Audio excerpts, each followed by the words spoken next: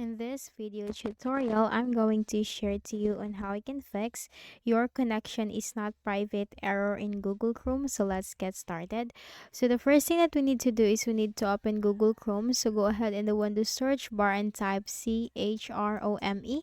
Or if you're already on your Chrome browser, then just go with that. And then you have to click on the three dots right here on the top right corner to customize and control Google Chrome. Click on that and then scroll down and you'll find settings, the one with the gear like symbol.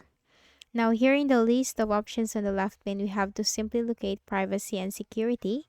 And here we will find this option, delete browsing data, delete history, cookies, cache, and more. Click on that. So you have two options, you have basic and advanced. Go to advanced. Time range, click on this drop down and choose all time. So these are the default selections.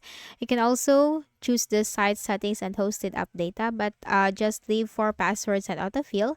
Then click on delete data. Now once done, close the browser. Then we can also use the Google's DNS by changing the DNS to Google's DNS. So for that, press Windows key and R. Then here we need to simply type ncpa.cpl. ncpa.cpl, click on OK. Now, once the network connections window will open, you have to simply locate your Wi-Fi, make a right click, or if you're connected to Ethernet, the same process, and then you have to select Properties. Now, here in the Properties window, you have to locate Internet Protocol version 4, TCP IPv4, click on Properties. Now here in the properties window, you have to simply choose this option, use the following DNS server addresses, click on that.